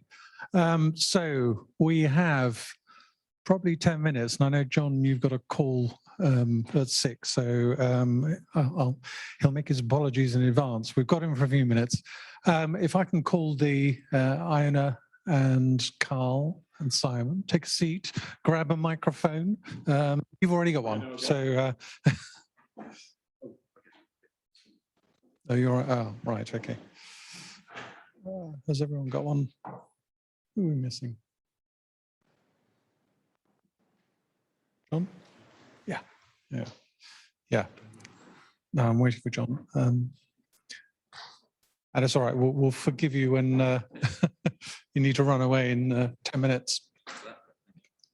So I'm not going to prevaricate. I'm going to go straight to the online community first to see whether there are any questions there that they want to ask. Because you guys in the real have the advantage of being able to join us afterwards and ask questions face to face. So Danny, what have we got? Thank you, Andrew. For John, Mark Denslow online asked, does quantum computing introduce any new risks with blockchain security? So the green light comes on. Okay, great. Yeah, that's a great question. Yeah, people are using blockchain for applications that involve long-term immutability, and for sure, the advent of quantum cryptography will call into question some of the hashing algorithms that are used in existing blockchains. So, yeah, post-quantum cryptography is definitely an innovation that blockchain needs. I'm not aware that they are being deployed with cryptography that is robust to that. So. Yeah, I'm not a crypto person, so I defer to others in the room that probably are. But yeah, it is a risk. But you know, these protocols are continually being upgraded. So thanks, John. And I know NIST has published in July, I think, the first candidates. They've been running a 6-year competition to look at quantum-resistant cryptography and certificate signing. And we've got the first of those candidates actually out into the wild, so moving on those. And if you want to explore that topic more, I recommend talking to Lee here, who's an expert in this area and has been doing work on things like trust modules in hardware as well as other forms of quantum-resistant cryptography. So we can have a long conversation. In fact, that was the first session that we ever did as a SASIC. So we can go full circle on that. Thank you, John. Staying with John, if I may, Alok asks a question on DLT, so distributed ledger technology. Could you talk more on the practical risks and the security drawbacks of proof of stake DLTs? Now, that's compared with proof of work DLTs, where energy consumption and speed of transactions are primary issues there. So just thinking of the proof of stake DLTs, any particular issues around that at all? Yeah, so the key thing with proof of stake consensus is the governance structure. So with the proof of stake system, you have basically special nodes, right? Special operators that can validate blocks, and these are sort of these are sampled at random from a set of validators. So the process by which you become a validator is determined by the governance mechanism, and there's no perfect governance mechanism. So You know, the way a lot of the current sort of popular proof of stake networks work is they're sort of delegated proof of stake systems where you effectively you vote in validators if you hold currency. But the more currency you hold, the more your vote has power, as they often call it. And of course, there is a problem there, like correlating the amount of wealth you have with the power of voting in a system. So, yet, you know, you need that to guard against kind of Sybil attacks and, you know, and spamming the system. So, the main risk, as I see it, in the proof of stake chain is the election and governance mechanisms that stand around the choice of the validators in the system. Thanks, John. Simon, I'll put you on the spot because I was wondering how many of your wealthy 80,000 actually hold cryptocurrency, and we're not allowed to trade it. Oh, there you are. So it's not, until it's regulated, we're not allowed to trade it. So thank you very much. Have we got a question that isn't for John? Yeah, of course, absolutely. For Carl, if I may, you described a variety of aspects that you think we should be mindful of in the future in fintech. Of those, which do you think would be the most pressing priority for us as a cybersecurity community? So what's our number one there? There was a lot that you covered. So I think the understanding of external attack vectors and how they deploy phishing, even BEC into organizations is pretty much well understood. One thing I'm seeing when I speak to organizations is the lack of visibility onto that insider behavior. So the careless, the compromised, the malicious insiders. I think that's probably something that we need to start looking at sooner or later, because it can often take a longer time to deploy that technology successfully, probably talking weeks rather than just immediate deployment in terms of threat protection. So yeah, insider visibility of the insiders, so you can then detect anomalies, baseline the organization, and then act if anything is out of range. And as I showed on the screen, look at the alerts that you can generate now. And I think if people do that, they're on a better foothold to secure their organizations. I'm very interested in exploring the human dimension to this with all of you, actually, because the sort of the sack of flesh at the end of it keeps causing the problems, as it were, if I can be unkind. Even at the sort of the attack visa, the Apple Visa, it's about the convenience of the user and the way that we've made assumptions. It's about the nature of your users. It's about legacy systems. It's about the very attacked people, I was thinking, and then the role of new instruments and mechanisms that, you know, people want to adopt.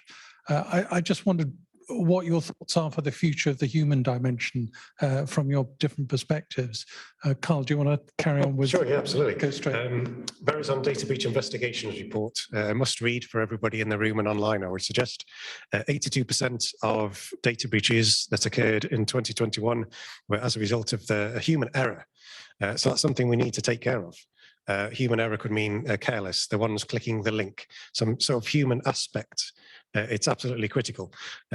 Threat actors used to penetrate network defenses through vulnerabilities, deploying exploit code, CVE 2010-XXX. Now they are able to send a phishing email, then it's incredibly convincing, deploy a cloud application that is spoofed to look like a legit cloud application, and then easily bypass defenses. Well, I'm going to come to you next because I know you need to run. Well, yeah, the problem with decentralized systems and aspiring to be fully decentralized is that often people do actually want like a centralized point of recourse when something goes wrong. You know, classic example is, you know, I've lost my keys to my crypto. You know, often people really are entrusting their crypto to coin exchanges, which are basically centralized databases that hold your keys. And indeed, there are many examples where those have been compromised and people's crypto has been stolen. So yeah, there's, as I guess in a lot of security, the compromise between the usability and convenience and the security, and that is as true for crypto and decentralized keys as with any other password or key. I love that point. Don't forget, we need someone to blame. Simon, do you want to? Yeah, I think it goes back to actually one of Carl's slides which had the breaking out the different elements, the different types of people you've got. So looking at the behavioral element, we've gone from doing very generic security awareness to targeting specific teams and people and what their levels are. So technology people who are pushing to change, who have huge access to lots of data, are getting a different training to an investment management team who actually care about the data because they worry about their client and they don't want to lose it. And actually from a competition perspective, they don't want to share it with another investment manager.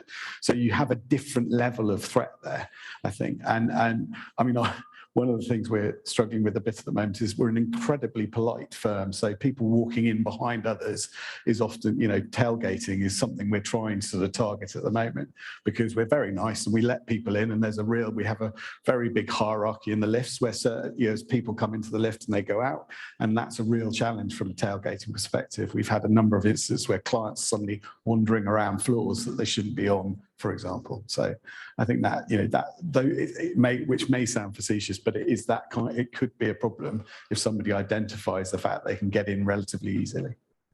Indeed. And Iona, you picked apart this protocol, but the flaw was in the sort of the usability, or given rise to by the fact that people wanted the convenience. How do we avoid those kind of things in the future? It's an interesting question. So I think, the sort of techniques, man in the middle, relaying, existed for a long time, but with contactless, especially during the pandemic being a thing, it became much more prevalent. And we like it. We like it to be contactless. We need it for public health reasons, whatever. But we can make contactless be secure, and you can do it cryptographically. Lee and myself and others proposed some solutions to that, in fact, to patch all of these problems. But we could also do it on the flip coin using the user, exactly like you say. So for example, a good example there, in answer to your question, is what Google did. So Google has these Pixel phones, and they also operate like the Samsung, like the iPhones. You don't need to authenticate if you want to pay in some contexts. However, the phone buzzes. So it alerts the user, for example, if I were to go past with my little RFID device, that I'm actually waking up that phone. And therefore the user can know that I'm close by. So they using the fact that the user is there to prevent the contactless interface simply being awoken and leading to insecurities, using the user to patch a problem that arises from contactless usability. So that's a way, for example, apart from crypto and other things. Really interesting. And we could have a long conversation about that. Danny, we've got some more. Yeah, we'll try and squeeze a couple more in. So Simon, if we may. So Michael Hopwell asks, he understands the UK wants to make the nation a more secure place to improve the quality of candidates from you. Do you think as a nation we should enforce all security roles and jobs available, requiring companies to have minimum sets of certifications within its staff, or do you think it's going to put people off from getting into the infosec space? I think it's a really interesting one. I certainly believe that firms should be certified. So, as I said, cybersecurity essentials.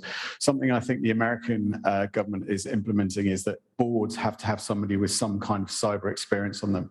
I'd argue probably that's where you need it. I mean, we've got some fantastic people working for us. One of our cyber team or resilience team used to be a music teacher until relatively recently. They are absolutely brilliant. So it's not, I think I saw yesterday or the day before, and forgive me but I saw there was something like 27,700 job vacancies in London in the information security space alone, right? So I don't think trying to get those people all qualified and certified is realistic, because we clearly haven't got enough anyway to then put them through another. I absolutely understand where the idea of it, and I think it would be perfect world, but I think we'd be to the point we would put people off if we insisted that. I think if you've got somebody who's capable of communicating with your people in your business, that's fundamentally more important, and actually it's cultural. So Brewin Dolphin's different to the University of Surrey will be different to Proofpoint. You need the person to be able to do that more so than they can actually do the technology thing, because you can probably train them to do the technology thing. And there's an aspect with overemphasizing qualification that everyone starts to say, well, actually, you're qualified, you're the one who's supposed to sort this out, it's not my problem. Whereas actually, fact, it needs to be everyone's problem. Totally. I think, I think in many areas, people are finding that you can have somebody who's incredibly paper bright, forgive me, but actually, sorry.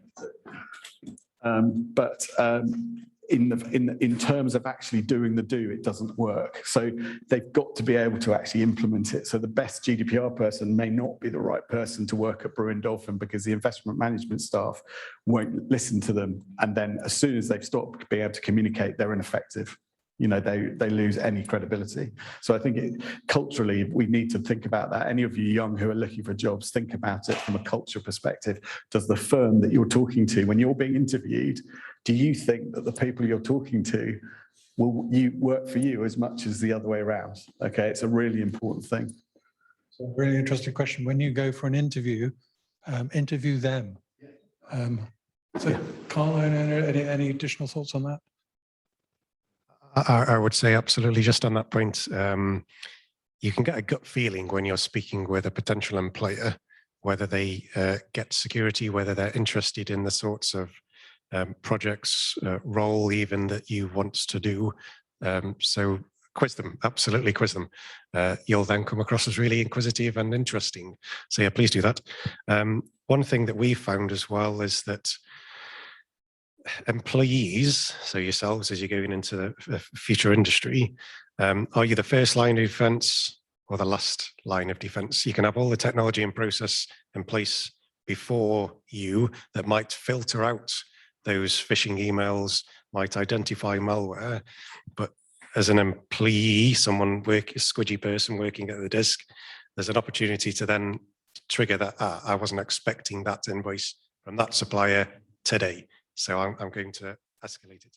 Also, you can be the first line of defense in noticing these things coming across your desk, but also almost from the ground up, pushing security, doing security by design. But ultimately, it has to come from the board. It has to be top down. Even at the CISOs that we survey, find that they feel as though they lack credibility at the board level. And always pushing security as oh no, sorry, you can't do that because of security.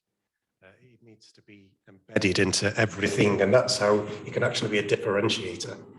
And as we've seen with various apps, I'm now going to...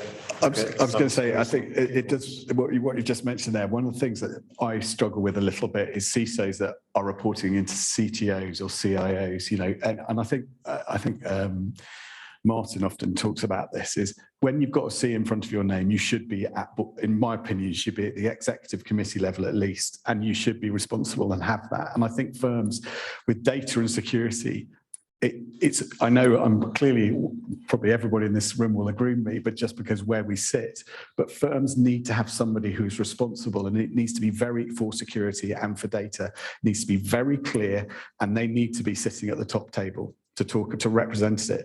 I'm not saying that it needs to be, it's the most important thing in the room, but they need to represent it. And unfortunately, what I see is in many places that I've been working is it just doesn't get represented at the top, because if it goes through a CTO, the CTO's got a number of different things that they want to talk about. And so security gets a little chunk of that rather than being one person's presentation. I'm going to put you on the spot, Iona, because we're talking about the decision makers in organizations, but you and others at the university are creating the talent for tomorrow for these kind of things. And I just wondered if you had any sort of views on attitudes that you see amongst the students. Are we getting better, are the younger generation better at understanding and thinking about security, or are the same problems still occurring? Yes, I would not know exactly how to answer this question. I would have to think and look a bit more to see whether the students that we have now are more aware of security than they were before. However, there's a drive to make them more aware about security and make them more aware about security in no matter which discipline they're in. So, there's a way to tailor it to people that maybe are in social sciences, and another way to tailor it to engineering. But there's at the national level, there's an effort to embed cybersecurity education across the piece to prepare people for the future generations, exactly for what you say, to be more aware. And so, for example, on Steve's slides at the beginning, you had something where I said we were a center of excellence in cybersecurity education. This is an initiative by the government to create this sort of platforms to make cybersecurity more digestible, more understandable for any type of student, whether it is social sciences, as I say, humanities, and so on and so forth. Whereas ours are more receptive or more aware of security over the number of years I've been here, I wouldn't actually know. We can have that conversation over a coffee or whatever afterwards. I'm going to draw stumps there because we're over time. Apologies to everyone here who's burning to ask a question, but you can stay on afterwards and grab our speakers here.